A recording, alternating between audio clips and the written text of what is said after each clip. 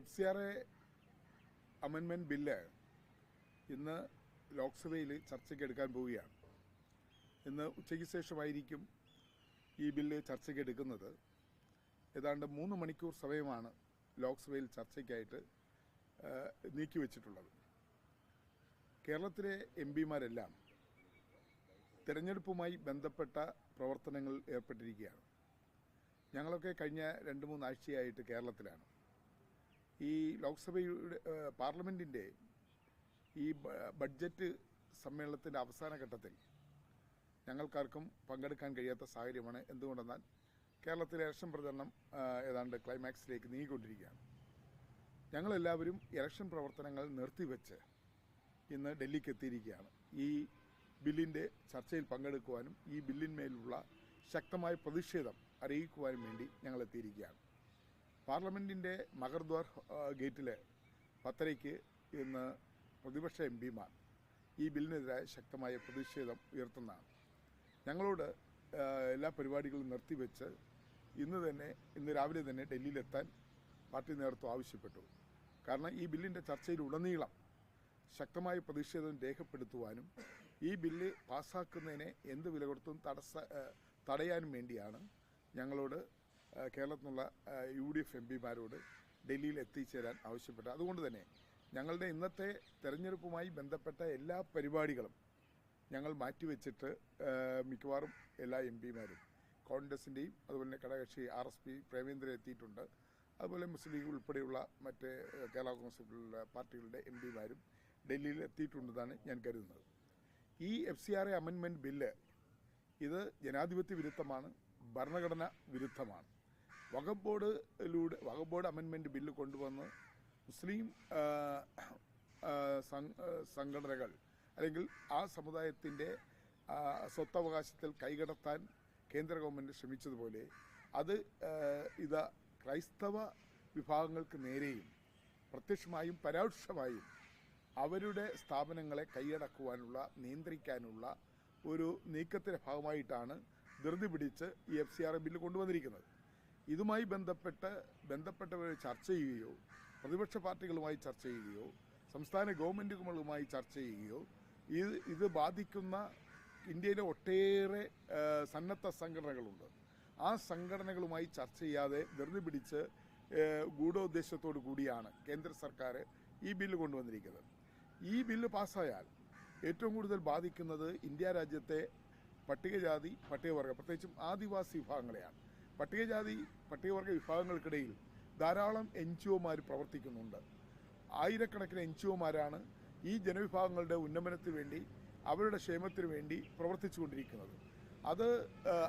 ഈ നിയമം പാസ്സാകുന്നതോടുകൂടി ആ NGO-മാരുടെ അവരിന്ന് നടത്തിക്കൊണ്ടിരിക്കുന്ന ആദിവാസികളുടെ ഇടയിലും മറ്റ് അധസ്ഥിത വിഭാഗങ്ങളുടെയും പാർശ്വവൽക്കരിക്കപ്പെട്ട വിഭാഗങ്ങളുടെയും നടത്തിക്കൊണ്ടിരിക്കുന്ന ജീവകാരുണ്യ പ്രവർത്തനങ്ങളും മറ്റ് ആരോഗ്യ രംഗത്തും വിദ്യാഭ്യാസ രംഗത്തും അവർ നൽകിക്കൊണ്ടിരിക്കുന്ന മഹത്തായ സംഭാവനകളും ഇല്ലാതാവാൻ പോവുകയാണ്. അതുപോലെ തന്നെ ക്രൈസ്തവ മിഷണറിമാർ നടത്തിക്കൊണ്ടിരിക്കുന്ന ആശുപത്രികൾ, സ്കൂളുകൾ, അനാഥാലയങ്ങൾ, മറ്റ് ജീവകാരുണ്യ പ്രവർത്തനങ്ങളെല്ലാം തന്നെ ഈ FCRA ഇന്ന് ലഭിക്കുന്ന സഹായം കൊണ്ടാണ് അവർ നടത്തിക്കൊണ്ടു പോകുന്നത്. അതിലും നിയന്ത്രണം ഏർപ്പെടുത്തുകയാണ്. ചില്ലറ ഏതെങ്കിലും ഈ FCRA ഫണ്ടിൻ്റെ വിനിയോഗത്തിൽ ഏതെങ്കിലും തരത്തിലുള്ള ക്രമക്കേടെന്ന് പറയാൻ പറ്റില്ല. ഏതെങ്കിലും തരത്തിൽ ആ ഉപയോഗിക്കുന്ന തുകയിൽ എന്തെങ്കിലും ഇത് വന്നാൽ അതിൻ്റെ കണക്കുകളിലും ഓഡിറ്റിങ്ങിലും ഒക്കെ എന്തെങ്കിലും ചെറിയ വിഷയങ്ങൾ വന്നാൽ അത് ഏറ്റെടുക്കാൻ വരെ ആ സ്ഥാപനങ്ങളെ ഏറ്റെടുക്കാൻ വരെ കേന്ദ്ര ഗവൺമെൻറ്റിന് അധികാരമുള്ള ഒരു ബില്ലാണ് വന്നിരിക്കുന്നത്. അതുകൊണ്ട് കേരളത്തിലെ ക്രൈസ്തവ മേലധ്യക്ഷന്മാരെല്ലാം തന്നെ ഇതിനെ ശക്തമായി എതിർത്തിരിക്കുകയാണ്. ക്രൈസ്തവ സഭകളെല്ലാം ഒന്നടങ്കം എതിർത്തിരിക്കുകയാണ്. അതുകൂടാതെ നമ്മുടെ ഈ സന്നദ്ധ സംഘടനകൾ അതുപോലെ തന്നെ NGO സംഘടനകളൊക്കെ തന്നെ ഈ ബില്ലിനെ ശക്തമായി എതിർത്തിരിക്കുകയാണ്. ഈ എതിർപ്പുകളെയൊക്കെ മറികടന്നുകൊണ്ട് കേന്ദ്ര സർക്കാർ ധൃതി പിടിച്ച് ഈ ഭേദഗതി നിയമം കൊണ്ടുവരുന്നത് അത് ദുഷ്ടലാക്കോട് കൂടിയാണ്. അത് ചില വിഭാഗങ്ങളെ തങ്ങളുടെ വരുതിക്ക് കൊണ്ടുവരാൻ വേണ്ടിയുള്ള ഗൂഢോദ്ദേശത്തോടു കൂടിയാണ് ഈ ബില്ല് കൊണ്ടുവരുന്നത്. ഇതിനെ ശക്തിയായി ഞങ്ങൾ എതിർക്കും. ഈ ബില്ല് കേരളത്തിൽ നിന്നുള്ള കേന്ദ്രമന്ത്രി കൂടിയായ ജോർജ് കുര്യനും അതോടൊപ്പം പോലുള്ള നേതാക്കളൊക്കെ പറഞ്ഞത് സഭയ്ക്കൊക്കെ നല്ലതാണ്, ബിഷപ്പുമാർ കാര്യമറിയാതെ വിമർശിക്കുകയാണെന്നാണ് പി.സി. ജോർജ് പറഞ്ഞത്. ജോർജ് കുര്യൻ പറഞ്ഞത് സഭയ്ക്കടക്കം നല്ലതാണ് ഇത്തരം നിയമം വരുന്നതെന്നാണ്. അല്ല, അവരെല്ലാം ബില്ലിനെ കുറിച്ച് പഠിച്ചാൽ എന്താ പറയുക? അല്ല, അവരെല്ലാം BJPയുടെ ഭാഗമാണ്.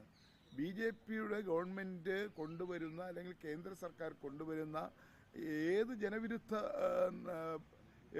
നിയമങ്ങളെയും അതിനെ ന്യായീകരിക്കുക എന്നുള്ളത് അവരുടെ ചുമതലയാണ്.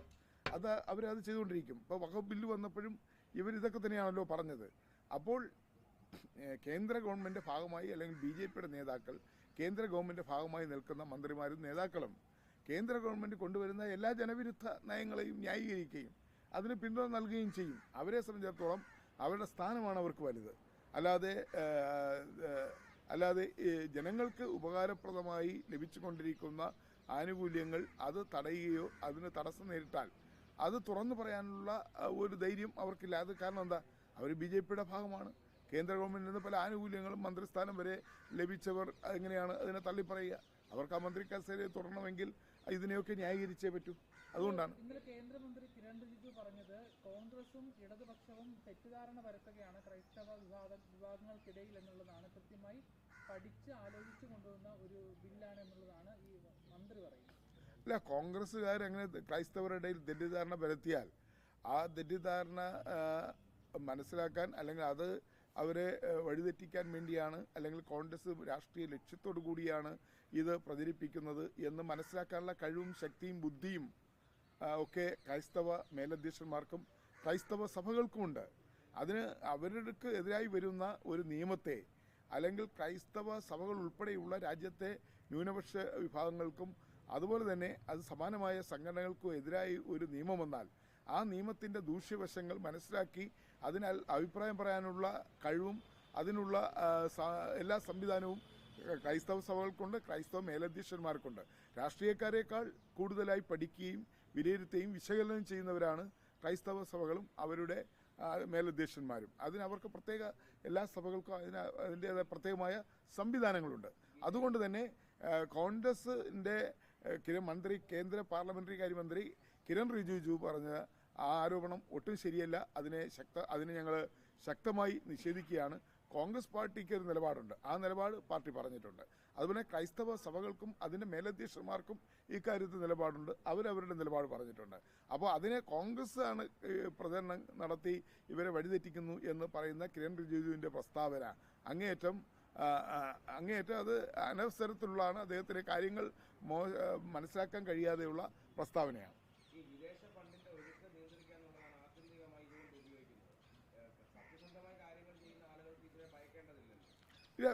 വിദേശ ഫണ്ടിങ്ങിലൂടെ നമ്മുടെ രാജ്യത്ത് പ്രവർത്തിച്ചു കൊണ്ടിരിക്കുന്ന ആയിരക്കണക്കിന് NGOമാരുണ്ട്, സഭകളുണ്ട്, എല്ലാം ഉണ്ട്.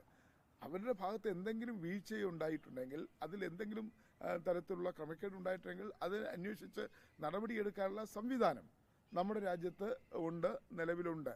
അത് ഉപയോഗിക്കുന്നതിന് പകരം ഒന്നാകെ ഇവർക്ക് ലഭിച്ചുകൊണ്ടിരിക്കുന്ന ആനുകൂല്യങ്ങൾ ഒന്നാകെ നിർത്തലാക്കുക, അത് കവർന്നെടുക്കുക, അത് ഉപയോഗിച്ച് ഇവരെ ഭീഷണിപ്പെടുത്തുക എന്നതാണ് ഈ ഗവൺമെൻറ് ഉദ്ദേശിക്കുന്നത്.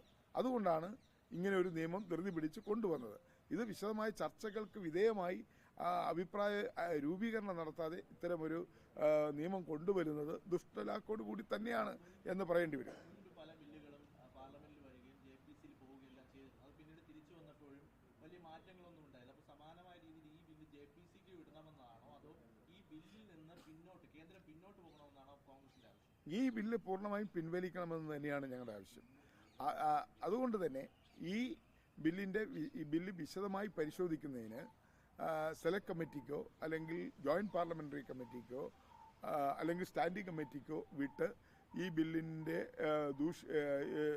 മെറിറ്റും ഡിമെറിറ്റും ഈ ബില്ലിൽ എങ്ങനെയാണ് NGOമാരെ അഫക്റ്റ് ചെയ്യുന്നത്, എങ്ങനെയാണ് ക്രൈസ്തവ സഭകൾ ഉൾപ്പെടെയുള്ള ന്യൂനപക്ഷ വിഭാഗങ്ങൾ നടത്തിക്കൊണ്ടിരിക്കുന്ന സ്ഥാപനങ്ങളെ ഇതെങ്ങനെയാണ് ബാധിക്കുന്നത് എന്നതിനെ സംബന്ധിച്ച് വിശദമായ പരിശോധന നടത്തി ബന്ധപ്പെട്ട ആളുകളിൽ നിന്നുള്ള തെളിവെടുപ്പ് നടത്തി അവരുടെ അഭിപ്രായങ്ങൾ കൂടി കേട്ടതിന് ശേഷം മാത്രമേ ഇത്തരമൊരു ബില്ല് പാസ്സാക്കാനായി കേന്ദ്ര ഗവൺമെൻറ് മുന്നോട്ട് വരാൻ പാടുള്ളൂ എന്നുള്ളതാണ് ഞങ്ങളുടെ അഭിപ്രായം.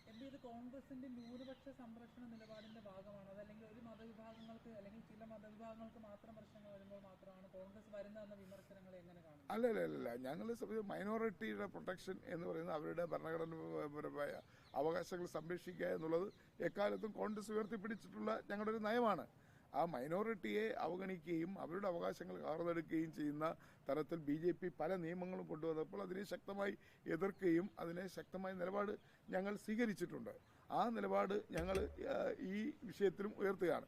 അതോടൊപ്പം തന്നെ നമ്മുടെ രാജ്യത്തെ ഭരണഘടനയ്ക്ക് വിരുദ്ധമായി അല്ലെങ്കിൽ ജനാധിപത്യ അവകാശങ്ങൾ ധ്വംസിക്കുന്ന തരത്തിലുള്ള ഏത് നിയമങ്ങൾ ആർക്കെതിരെ കൊണ്ടുവന്നാലും അത് വ്യക്തികളാകട്ടെ, സമൂഹമാകട്ടെ, സംഘടനകളാകട്ടെ, സമുദായങ്ങളാകട്ടെ, ആർക്കെതിരെ കൊണ്ടുവന്നാലും അതിനെ എതിർക്കുക, അതിനെ അഭിപ്രായം പറയുക, ശക്തമായി വിയോജിപ്പ് പ്രകടിപ്പിക്കുക എന്നുള്ളതാണ് കോൺഗ്രസിന്റെ നയം. ആ നയത്തിൽ ഒരു മാറ്റവും ഞങ്ങൾ വരുത്തിയിട്ടില്ല. കേരള തെരഞ്ഞെടുപ്പിൽ ക്രൈസ്തവർക്ക് എന്തെങ്കിലും സ്വാധീനമുള്ള സ്ഥലങ്ങളിൽ അത് BJPക്ക് പ്രതികൂലമാകുമെന്ന് കരുതുന്നുണ്ട്? അല്ല, കേരളത്തിലെ രാഷ്ട്രീയം ഞാൻ പറയേണ്ട കാര്യമില്ല. കേരളത്തിലെ ന്യൂനപക്ഷങ്ങൾ എപ്പോഴും എക്കാലത്തും ക്രൈസ്തവരുൾപ്പെടെയുള്ള ന്യൂനപക്ഷങ്ങൾ കോൺഗ്രസിനോടൊപ്പം നിൽക്കുന്നവരാണ്, UDFനെ പിന്തുണയ്ക്കുന്നവരാണ്. അതിലൊരു മാറ്റവും വന്നിട്ടില്ല. അതുകൊണ്ട് ഇങ്ങനെയൊരു ബില്ലൊന്നും കൊണ്ടുവന്നതുകൊണ്ട് അവരുടെ മനോഭാവത്തിൽ ഒരു പെട്ടെന്നൊരു മാറ്റം ഉണ്ടാവില്ല. അല്ല, അത് ഇപ്പം ഞാൻ പറയേണ്ട കാര്യമില്ലല്ലോ, നിങ്ങൾക്ക് എല്ലാവർക്കും അറിയാവുന്നതാണ്. കേരളത്തിലെ കോൺഗ്രസിന് നേതൃത്വം നൽകുന്ന ആളാണ് KC വേണുഗോപാൽ. KC വേണുഗോപാൽ ഇന്ന് വരുന്നില്ല എന്നതാണ് മനസ്സിലാകുന്നത്. അപ്പോൾ അതൊരു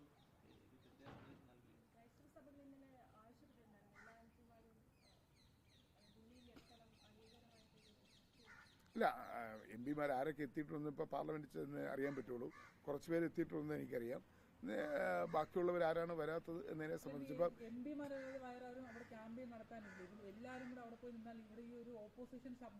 എല്ലാവരും അവിടെ ഇല്ലല്ലോ.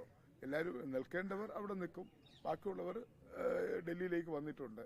അതിനെ സംബന്ധിച്ച് നിൽക്കേണ്ടവർ അവിടെ അത്യാവശ്യമായി നിൽക്കേണ്ടത് പ്രചരണ പ്രവർത്തനങ്ങൾ നേരത്തെ കമ്മിറ്റഡ് ആയിട്ടുള്ളതും അത് മാറ്റിവെക്കാൻ കഴിയാത്ത നേതാക്കൾ അവിടെ ഉണ്ടാവും. അതിപ്പം നമുക്കിപ്പോൾ ലോക്സഭയിൽ 18 MP-മാരാണ് കോൺഗ്രസിനും UDFനും ആയിട്ടുള്ളത്. ആ 18 MP-മാരിൽ ബഹുഭൂരിപക്ഷ MP-മാരും ഇന്നെത്തും.